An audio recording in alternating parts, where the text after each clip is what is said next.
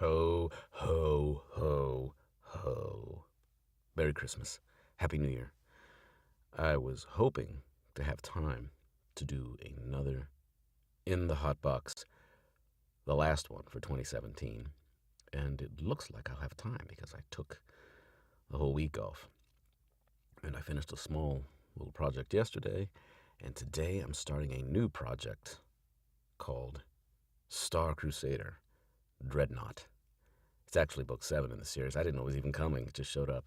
So I'm pretty loyal to the people I work with, so books will come up sometimes like that. They just show up. I get an offer and, oh, okay. It is nice to have the same voice throughout the series. So I try to do that.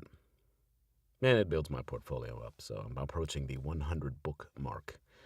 And those are all books that I've done as me and as the other guy, the pseudonym I use for other stuff. But I don't advertise that here. So I'm going to do a little reading today from Dreadnought, the prologue part, which is probably what I would use for the sample you'd hear on Amazon or Audible or wherever. How much I'm going to do here for you, I don't know. We'll see, because I have to set up my recorder here and get that rolling. Okay, that's rolling as we speak. So let me come back to me, and this is what it looks like. Let's see if I can make it work. Oh, look at that. Whoa. Infinity.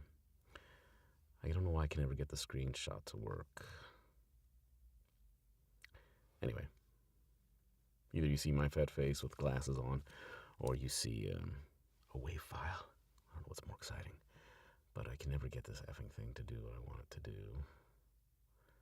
When I want it to do what I want it to do. Maybe that'll do it. Does that do it? Nah. All right.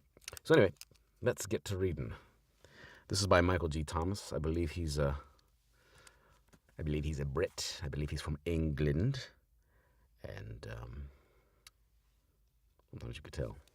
All right, here we go. Prologue. Oh, hold on. I have to see my wavelength so I know where the hell I'm at. Prologue. Alliance Heavy Cruiser ANS Narcissus. Macaya Shipyards, January 21st, 2463.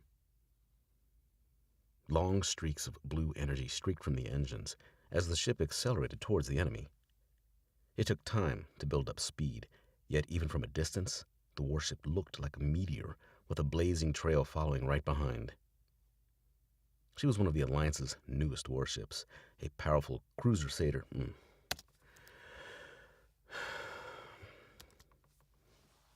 This is the fun.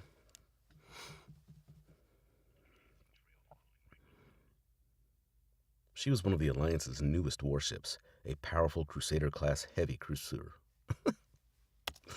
Crusader-class heavy cruiser. If you've noticed, I got these on.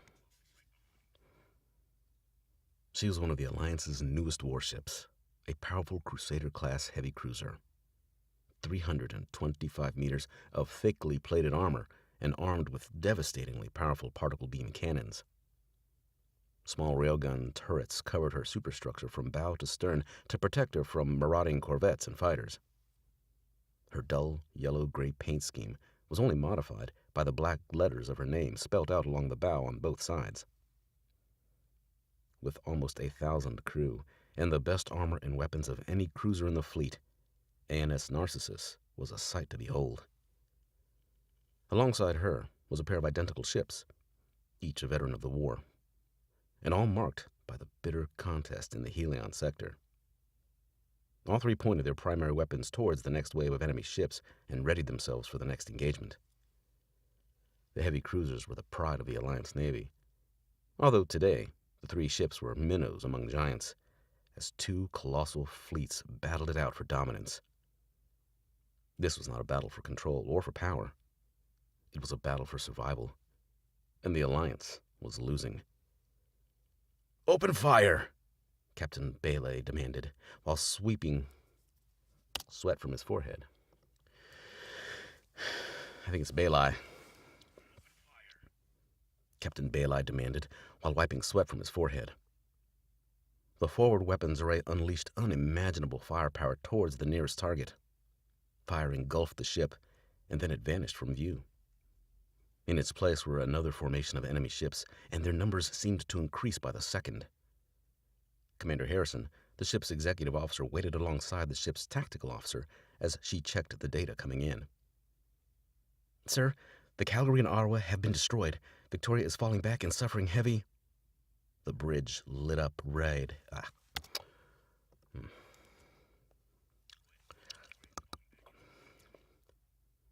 The bridge lit up bright red as an explosion ripped through the superstructure. And it's not, it's the structure. Why am I thinking superstructure? The bridge lit up bright red as an explosion ripped through the structure. The interior of the ship betrayed the devastation wrought by the last hour of battle. Computer displays and control systems lay broken and burnt, while multiple bodies littered the bridge. Medics carried away the wounded, but the dead remained at their stations. There simply wasn't the time to remove them. Another explosion ripped through the bridge, and when the smoke cleared, 3 officers were left standing: acting helmsman Ensign Smythe, tactical engineer Lieutenant Gaunt, and Captain Bailey. The internal speakers wailed with the sound of Admiral Lewis, the desperate commander of the fleet, as he tried to rally the last few ships in battle. "This is Admiral Lewis. We need urgent assistance at Micaiah. 14 ships are gone and twice as many heavily damaged. We're surrounded and losing ships fast." At first, there was no response from the rest of the fleet, until finally a broken message arrived. It bore the signature.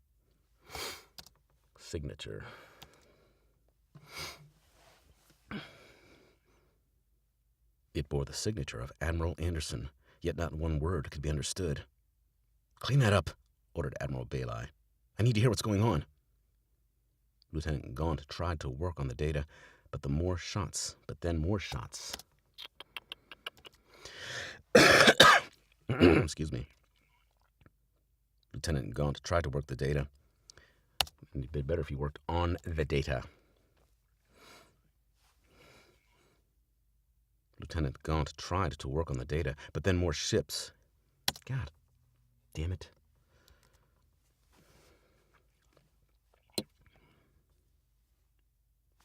Now my program is going to screw me up.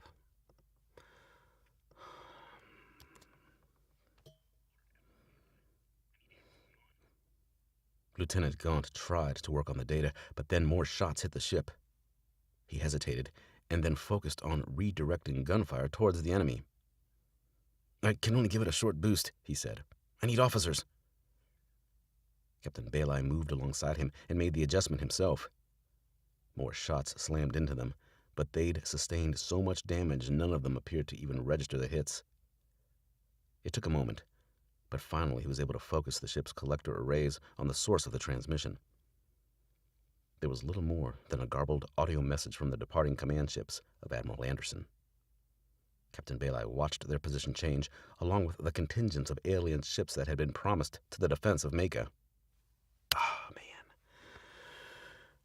Sometimes you get a whole line, and then your mind goes dumb, and you read the last word wrong, and it screwed up the entire line. It's Micaiah. Captain Bailey watched their position change, along with the contingents of alien ships that had been promised to the defense of Micaiah. "Admiral, there is nothing we can send you. You must hold your present position. Micaiah is part..." Hate that. "Admiral, there is nothing we can send you. You must hold your present position. Micaiah is..." That's why I separated that time. That's stupid. "Micaiah is a critical part of our defensive strategy. Hold to the last ship and to the..." The signal broken up, and by the time it returned, they'd lost a good 10 seconds of the data.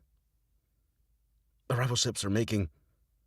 Everything we have is being sent to the Black Rift. Your sacrifice will not be in vain. Good luck."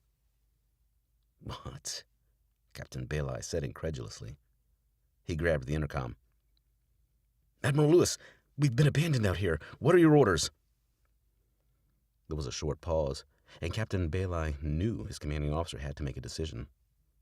one that would affect them all for whatever remained of their lives. We keep the enemy busy for as long as possible, keep them trapped at the shipyards. Every ship we hold here is a ship not fighting Anderson and the others. We are the bait. Captain Baeli knew the Admiral was probably right, but it still left a nasty taste in his mouth. Form up into pattern Theta and ready yourselves for the next attack. The Alliance never, and I mean never, backs down from a fight. The signal cut, and Captain Baeli simply shook his head. Utter madness. He looked to his bridge and the shattered metal, plastic, and glass now covered in dirt and blood. He'd imagined his final battle would be glorious. Instead, it was a disaster, and he saw no way his sacrifice or his ships would help in the battle in any meaningful way. Lieutenant Gaunt, you're now my XO and my tactical officer. What do I have left? Sir, half of our defensive turrets are offline or destroyed. Starboard armor is gone, and we have fires on every deck above 5. The crew are working to repair any damage they can find. Current casualties are over 200, with half of those dead or missing. It's going to get a lot worse. He blinked twice, as though that might somehow change what was happening. What about my guns, damn it? Forward particle beam emitters are still functional. Secondary weapons are failing. The captain looked to his tactical display and the map of the area. The combined ships of the Alliance and the Helions were surrounded and being cut down ship by ship. Colored shapes marked the positions of the other Allied units, though none were close enough to assist. One group, in particular, seemed to be moving away.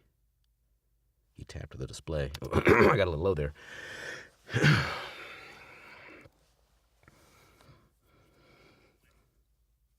He tapped the display and enlarged the area. A group of 3 massive Biotai ships were busy blasting apart a biomanta. The craft was similar in size to his.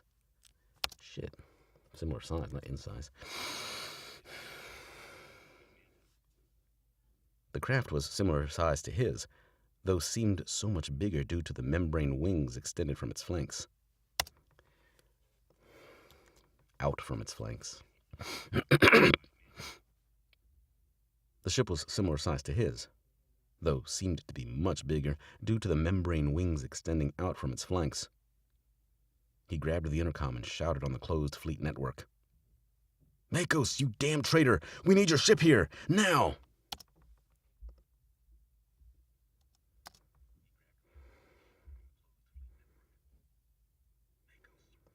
I think somebody's walking around upstairs. Ruin the whole thing. I can hear it. You may not. I can.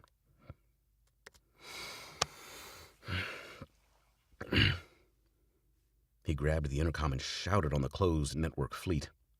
Makos, you damn traitor! We need your ships here! Now! They remained on the scanner for a few more seconds, and then, in an instant, the group of Allied ships flashed and disappeared from the map. Captain Baeli snorted derisively to himself and then placed his forehead in his hands. The day we need their help, and they flee. We should never have gotten involved with this war. In this war. Excuse me. We should never have gotten involved in this war. Why help them when they will not help us? There was nobody left to talk to, as the other 2 officers struggled to carry out the work of an entire group of senior officers. Baeli checked one last time for any sign of Biotai and their powerful alien ships, and then looked away. Traitors, he kept on muttering. We come out here, and we fight alongside aliens, but when we need help, they turn and run. Where the hell are the Helions? He pointed to the forward screen. He pointed to the forward screen.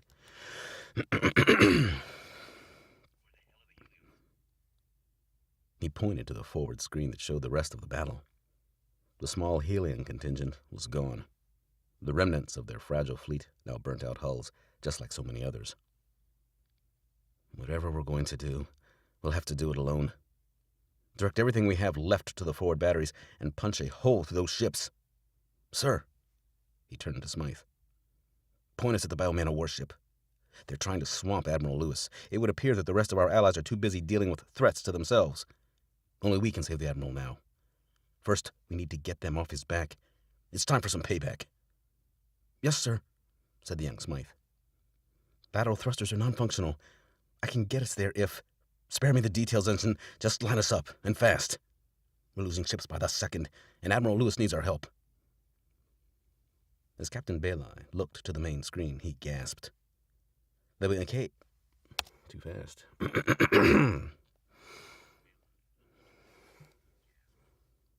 The Mackay shipyards were supposed to have been a strong location from where to hold back the biomech hordes, but it had turned into a rout. In his mind, a space battle was a glorious affair, but the reality was more like a scene from some horrific nightmare. Scores of ships burnt as the invading formation of the dreaded biomechs swept through the defenses. Sir, a unit of sawfish assault ships have broken from their secondary line, said Lieutenant Gaunt. Gaunt. That's not right. That sounds weird. Gaunt,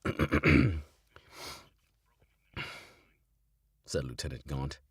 6 are making towards his flagship. Not if I have anything to do about it.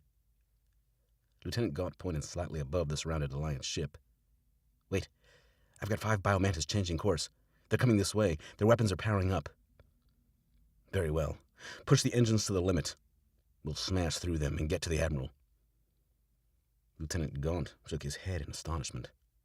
Captain, we will not survive a direct assault against 5 of... He stopped. His gap... Oops. Do the whole line again.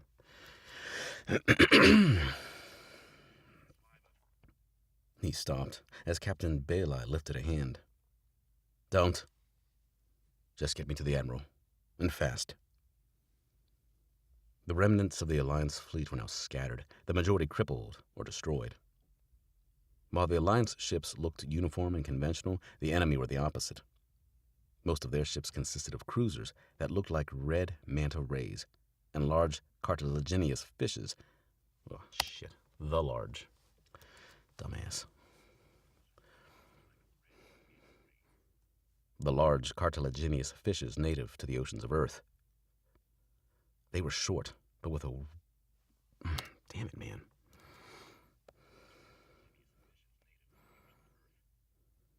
They were short, but with a wide wing shape.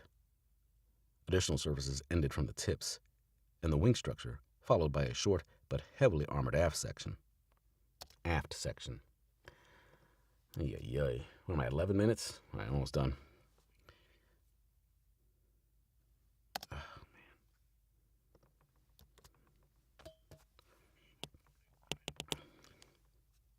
Additional services ended from the ship. From the tip. Okay, I'm done. I'm going to do this on my own. I'm too busy trying to read this and worry about the recording, and sometimes it messes me up. When I'm done with this, it's just a prologue. Probably another 7 minutes.